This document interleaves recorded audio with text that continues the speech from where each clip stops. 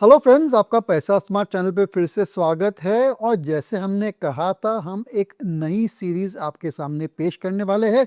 बहुत सारे जो इन्वेस्टर्स है, दे आर आईपीओ इन्वेस्टर्स, और उनकी ये खास मांग है, उनका ये खास इंक्वायरी है कि जो नए नए आईपीओज आए हैं उसके बारे में थोड़े आप चर्चा कीजिए, हमें सजेशन दीजिए क्या हमें अप्लाई करना चाहिए या नहीं अप्लाई करना चाहिए। और अगर अलॉटमेंट आया तो क्या हम इसको रखेंगे लॉन्ग टर्म के लिए, और शुड बी फ्लिप इट, यानी कि सेल ऑन लिस्टिंग, या फिर इतना बड़ा आईपीओ होए कि on listing should be average. तो ये जो आईपीओ अड्डा है, ये एक्चुअली आपके लिए बहुत ही फायदेमंद रहेगा। और ये जो वीडियो हम बनाने वाले हैं, we will try and do it rapidly, थोड़े शॉर्ट वीडियोस बनाएंगे ताकि आपको आइडिया आए कि आपको इन्वेस्ट करना है या नहीं करना है, अप्लाई करना है या नहीं करना है। तो इस वीडियो में हम डिस्कस करने वाले हैं ओरकला इंडिया, जो कि एक नई आईपीओ है। और इसका बेसिक जो आईपीओ की डिटेल्स है वो मैं आपके सामने थोड़ा पढ़ना चाहूँगा। तो ये जो आईपीओ है, ये 29 अक्टूबर को खुलने वाला है और लास्ट डेट टू अप्लाई 31 अक्टूबर। इसकी जो प्राइस बैंड है 695 से 730 है। जनरली आईपीओ सात हर अपर बैंड से ही होता है, तो 730 में ही इसमें इसका अलॉटमेंट होगा। काफ़ी बड़ा आईपीओ है, करीबन 1667 करोड़ का आईपीओ है।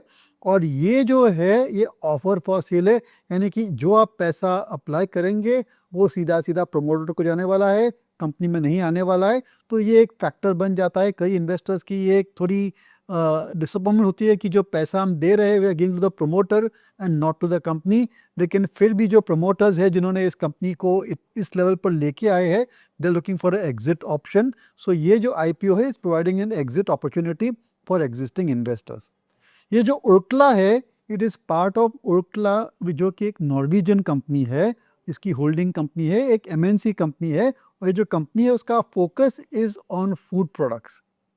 नाम शायद ओखला का आपने सुना नहीं होगा, लेकिन आपने ज़रूर से इसके प्रोडक्ट्स देखे होंगे और यूज़ किए होंगे, और आपको शायद बहुत ही पसंद आए होंगे। ये जो कंपनी है उसका सबसे बड़ा ब्रांड इज़ MTR। MTR तो आपने सुना होगा, it is a house hold name. MTR के संभार मसाले आते हैं, चिकन मसाला आता है, स्पाइसेस आता है, और कई सारे अन्य जो है cooking ingredients and ready to cook ingredients and ready to cook meals भी बनाती है ये कंपनी। करीबन 20% उनका एक्सपोर्ट भी रहता है to the Indian diaspora in the Gulf countries and elsewhere in the world as well. लेकिन जो उसका मेन ब्रांड है वो है MTR। तो एक्चुअली स्पीकिंग ये जो कंपनी है is a totally foods company. और ये मेरे ख्याल से ये जो सेगमेंट है विद इन द एफएमसीजी, थोड़ा बहुत अंडर पेनिट्रेटेड है। और मेरे ख्याल से ये जो कंपनी है उसका शायद ग्रेजुअल इम्प्रूवमेंट होना चाहिए, ग्रेजुअल तरक्की होनी चाहिए, क्योंकि धीरे धीरे वो अपना डिस्ट्रीब्यूशन नेटवर्क एक्सपैंड करेंगे। देखिए, जो बड़ी बड़ी एफएमसीजी कंपनी है, हिंदुस्तान यूनिलीवर है, नेस्ले है, गोदरेज कंज्यूमर है, उन्होंने इतना बढ़िया डिस्ट्रीब्यूशन सेटअप कर दिया है, and they have taken full advantage of the length and breadth of the country. They are in tier 2 tier 3 well well. लेकिन उर्कला जैसी कंपनी जो कि छोटी कंपनी है, उनका जो डिस्ट्रीब्यूशन नेटवर्क है अभी भी काफ़ी छोटा है compare to the large FMCG companies. इसलिए धीरे धीरे as the expand the distribution network, उनके सेल्स ग्रेजुअली इम्प्रूव होने चाहिए। तो मेरे ख्याल से ये जो आईपीओ है और ये जो कंपनी है, I think it is a steady compounder. चलिए देखते हैं इस कंपनी के फाइनेंशियल्स क्या थे जो हमने निकाले थे from the prospectus of the company. तो जैसे कि आप देख सकते हैं स्क्रीन पे, ये जो कंपनी है ओर्कला इंडिया, इसके रेवेन्यूज थे FY23 में 2172 crore, which went up to 2394 crore. और जो नेट प्रॉफिट है, that went down from 339 crore to 255 crore. तो ये एक आई वुड से डिसअपॉइंटिंग बात है कि एक्चुअली ये कंपनी की जो प्रॉफिटेबिलिटी है, over the last 2 years it has decrease from 339 to 226 and then to 255 crore. उसकी वजह ये है कि there was a massive increase in input prices. Food product के प्राइसेस, जो फूड इंग्रेडिएंट्स है जो कंज्यूम करती है कंपनी, उनके दाम बढ़ गए, पैकेजिंग के दाम बढ़ गए, and they were not able to pass on these cost increases. इसी वजह से ये कंपनी ने एक्चुअल डिक्लाइन इन प्रॉफिटेबिलिटी दिखाई है ओवर द लास्ट 2-3 years और सो। और रेवेन्यूज जो भी है उनकी भी खास ग्रोथ आई नहीं है। तो मेरे ख्याल से ये 2 चीज़ें हैं थोड़ी डिसअपॉइंटिंग है, क्योंकि आप हमेशा चाहते हैं कि we should invest in a growth company. लेकिन क्योंकि इसका मेरे ख्याल से नियर टर्म परफॉर्मेंस इतना अच्छा नहीं रहा है, जो आईपीओ आ रहा है, जैसे कि आप स्क्रीन पर देखेंगे, ये जो आईपीओ आ रहा है, उसका वैल्यूएशन काफ़ी अट्रैक्टिव है। और ये जो स्क्रीन हम आपके सामने खास शेयर करना चाहेंगे, ये जो स्क्रीन है that is comparing Orkla to Tata consumer. वैसे तो खास कंपैरिजन है नहीं, क्योंकि टाटा कंज्यूमर एक जायंट है, 17,000 करोड़ का उनका रेवेन्यू है और ओरकला का करीबन 2,400 करोड़ का रेवेन्यू है। As such there is no comparison, but फिर भी it is the nearest peer group company. और टाटा कंज्यूमर जो है, it is trading at 90 times, और जो ओखला है, when it comes at its issue price of 730 of the higher band, इसका जो पी मल्टीपल है, उसकी जो वैल्यूएशन रेशियो है, will be about 39 times or so. तो मेरे ख्याल से ये जो कंपनी है उसका लिस्टिंग अच्छा होना चाहिए, क्योंकि 39 टाइम्स और 70 टाइम्स के बीच में जो गैप है, that gap will slightly get filled up by expansion of P multiple on listing.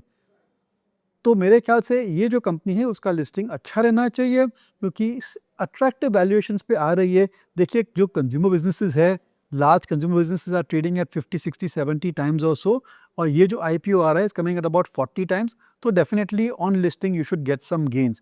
लेकिन आई एम नॉट श्योर कि ये अभी एक लॉन्ग टर्म इन्वेस्टमेंट अपॉर्चुनिटी बन सकती है, क्योंकि नियर टर्म परफॉर्मेंस काफ़ी वीक है।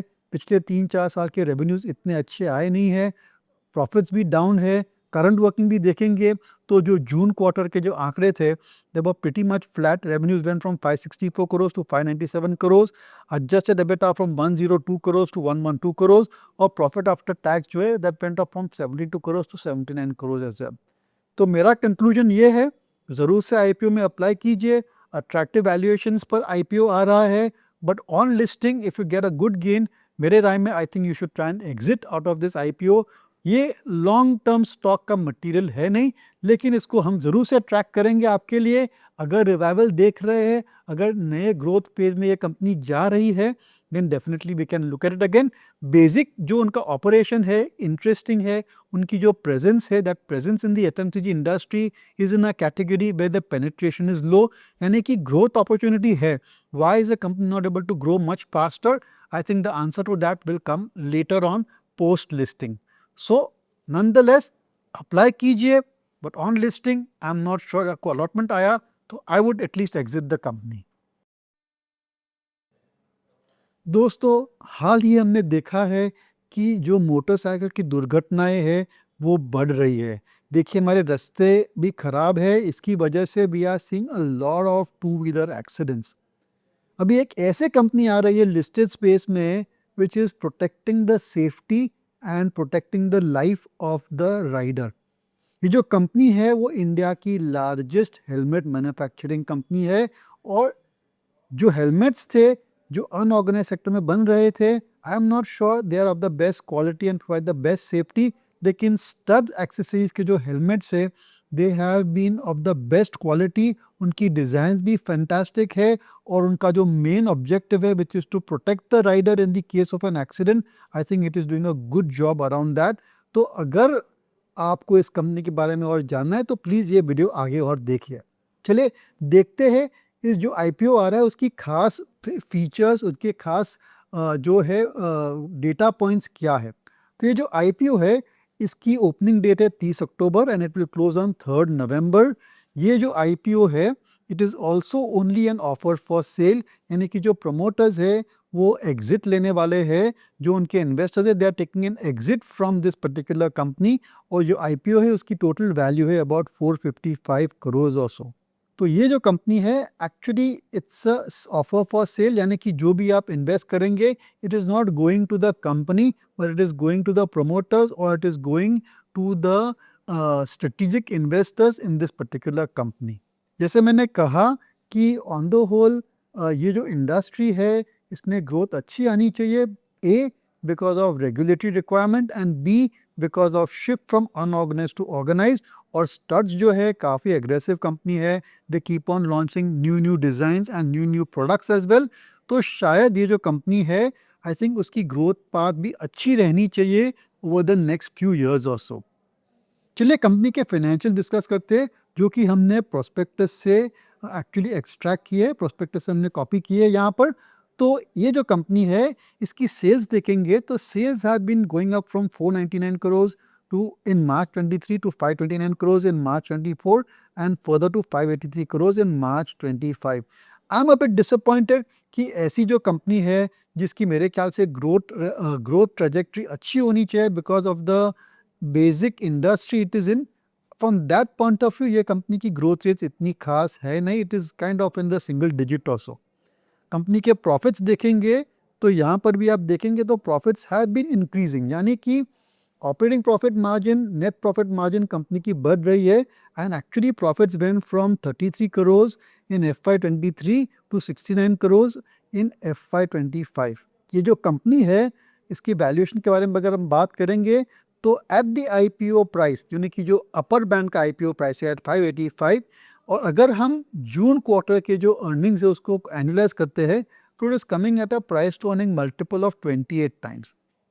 For a consumer focus company 28 times मेरे ख्याल से काफ़ी अट्रैक्टिव वैल्यूएशन है, इसलिए इसका लिस्टिंग अच्छा होना चाहिए, काफ़ी अच्छे गेन्स आपको मिलने भी चाहिए ऑन लिस्टिंग।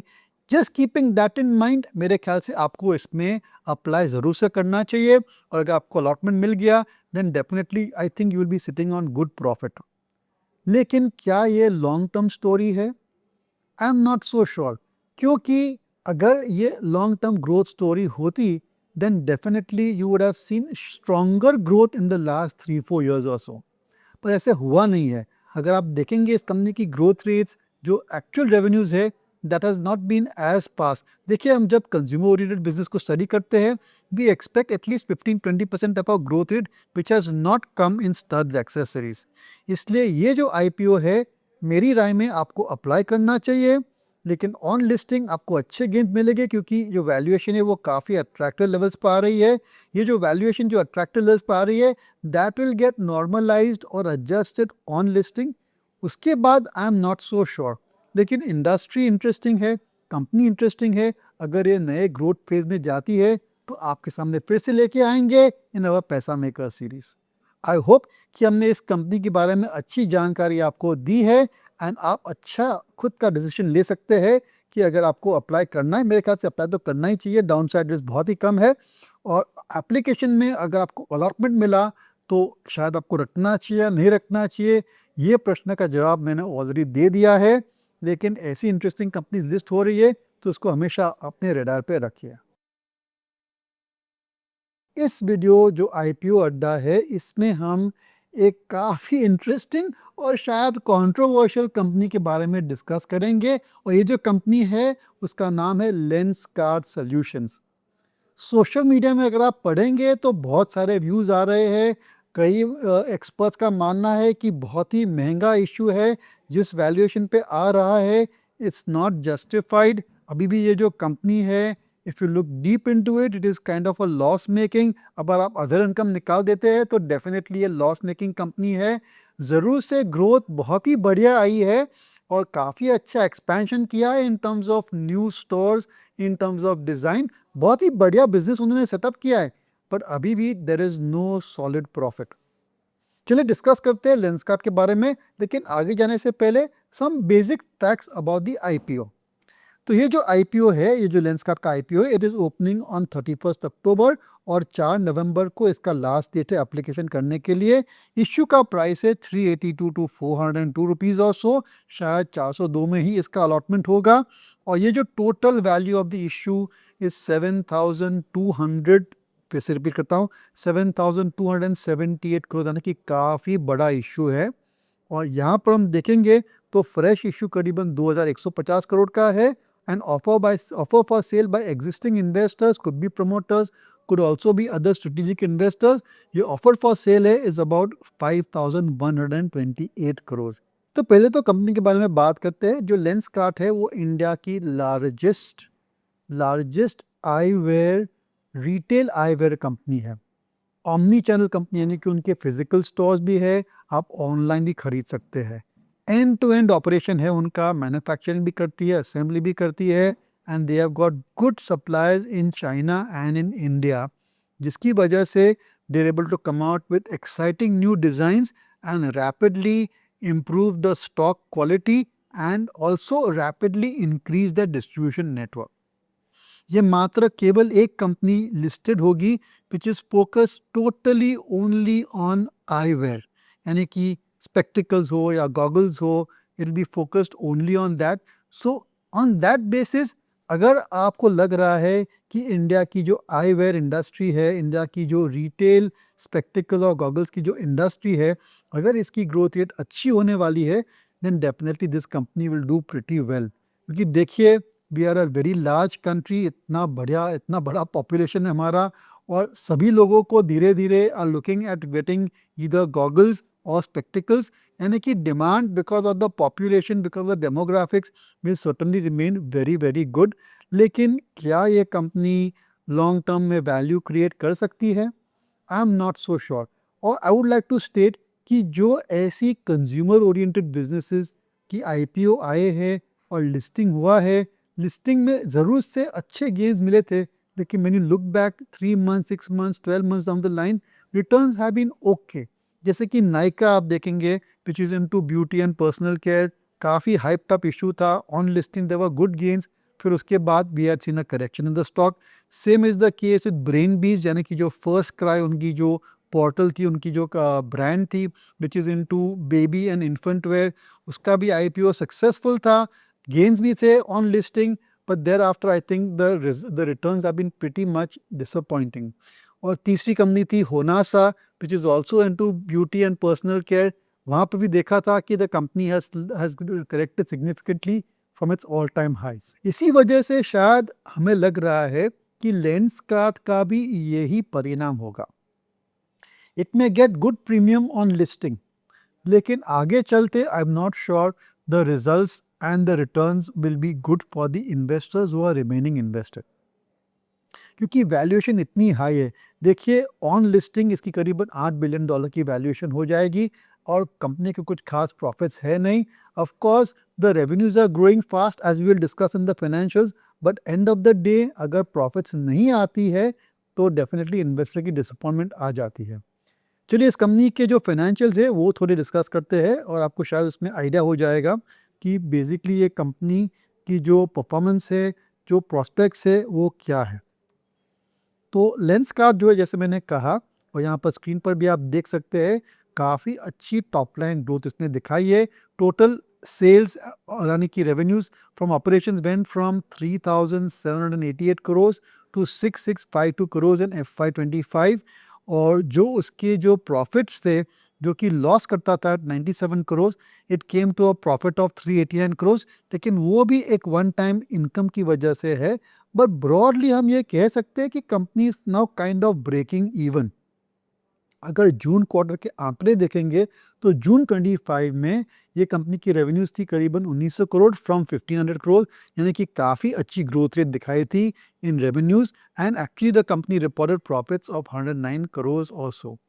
तो अभी ये कंपनी ब्रेक इवन लेवल पर है, और जैसे जैसे और रेवेन्यूज बढ़ेंगे, आई एम डेफिनेटली श्योर कि कंपनीज की प्रॉफिटेबिलिटी बढ़ेगी, अर्निंग्स पर शेयर भी बढ़ेगा. लेकिन जिस लेवल पे आईपीओ आ रहा है, काफ़ी महंगा रहेगा. और नो डाउट ये कंज्यूमर फोकस कंपनी है, no doubt it is in a very very interesting area. यहाँ पर भी हम देख रहे हैं कि there is a shift from unorganised to organize sector. इनकी जो डिज़ाइंस है, इनका जो नेटवर्क है, आफ्टर सेल सर्विस है, that is a really a very big edge for Lenskart. लेकिन मेरे ख्याल से सभी positives are there in the stock price. इसलिए मेरी राय में इसकी स्ट्रेटेजी भी यही रहनी चाहिए.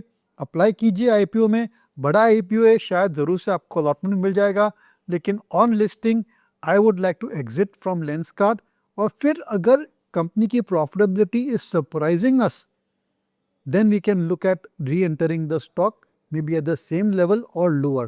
Only and only जब हमें definitely लग रहा है कि कंपनी की प्रॉफिटेबिलिटी अच्छी तरीके से इम्प्रूव होने वाली है और वैल्यूएशन जो है वो थोड़ा स्टेडी हुआ है, वैल्यूएशन जो है दैट इज़ मोर और लेस अंडरस्टैंडेबल, तभी हम निवेश कर सकते हैं on a long term basis. For the time being लग रहा है, अप्लाई कीजिए एंड सेल ऑन अलॉटमेंट.